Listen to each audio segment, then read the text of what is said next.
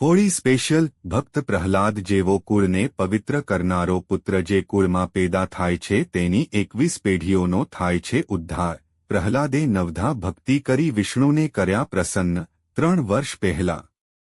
ભક્ત પ્રહલાદ જેવો કુળને પવિત્ર કરનારો પુત્ર જે કુળમાં પેદા થાય છે તેની 21 પેઢીઓનો થાય છે. હોળીની પૌરાણિક કથા પ્રમાણે ભક્ત પ્રહલાદને મારવા આગથી ક્યારેય ન બળવાનું વરદાન ધરાવતી ફોઈ હોળિકા પ્રહલાદને લઈને બળતી આગમાં બેસી ગઈ હતી. પરંતુ વિષ્ણુ ભક્ત પ્રહલાદ નવધા ભક્તિના બળે આગથી બચી જાય છે અને હોળિકા બળીને ભસ્મ થઈ જાય છે. આ હતી ભક્ત પ્રહલાદની નવધા ભક્તિની શક્તિ. આજે આ પ્રહલાદની આ ભક્તિ વિશે અમે તમને જણાવીશું. પ્રહલાદ હિન્દુ ધર્મની પુરાણ કથાઓનું એક પાત્ર છે જે તેની ભગવાન વિષ્ણુ પ્રત્યેની અદ્વિતીય ભક્તિ માટે પ્રસિદ્ધ છે. શ્રીમદ ભાગવત 7મા સ્કંધમાં પ્રહલાદ ભક્તનું આખ્યાન આવેલું છે. નારદજી યુધિષ્ઠિરને કહે છે કે હિરણ્યકશિપુને 4 પુત્રો હતા: સહલાદ, હલાદ, અનુહલાદ અને પ્રહલાદ. આ 4 પુત્રો અને સિહિકા નામની એક પુત્રી હતી. માં આ નામોનો ઉલ્લેખ છે. તેમાં પ્રહલાદ સૌથી નાનો છતાં ગુણોમાં સૌથી મોટો હતો. સૌમ્ય સ્વભાવનો હતો. હલાદ એટલે આનંદ, પ્રહલાદ એટલે પ્રશિષ્ટ આનંદ, પુષ્કળ આનંદ. પ્રહલાદ અસુર પુત્ર હોવા છતાંય તેનામાં આસુરી સંપત્તિનો લેશમાત્ર અંશ ન હતો.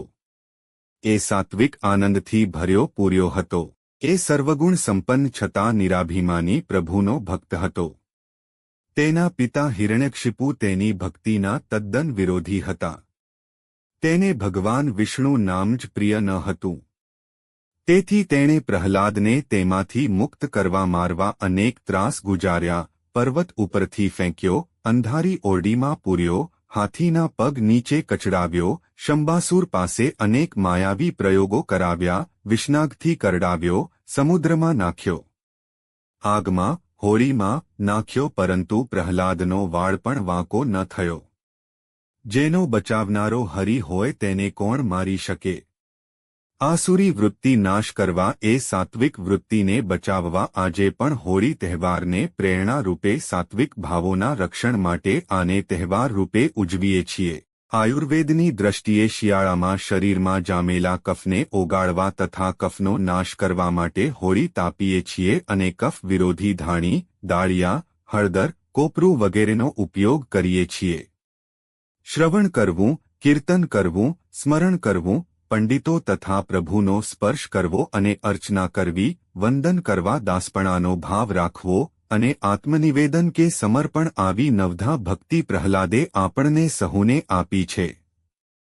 પ્રહલાદજીએ ભક્તિના 9 ભેદો આપ્યા છે: શ્રવણ કરવું, કીર્તન કરવું, સ્મરણ કરવું, પંડિતો તથા પ્રભુનો સ્પર્શ કરવો, પાદસેવ નમઃ, અર્ચના કરવી, વંદન કરવા, દાસપણાનો ભાવ રાખવો અને આત્મનિવેદન કે સમર્પણ આવી નવધા ભક્તિ પ્રહલાદે આપણને સહુને આપી છે.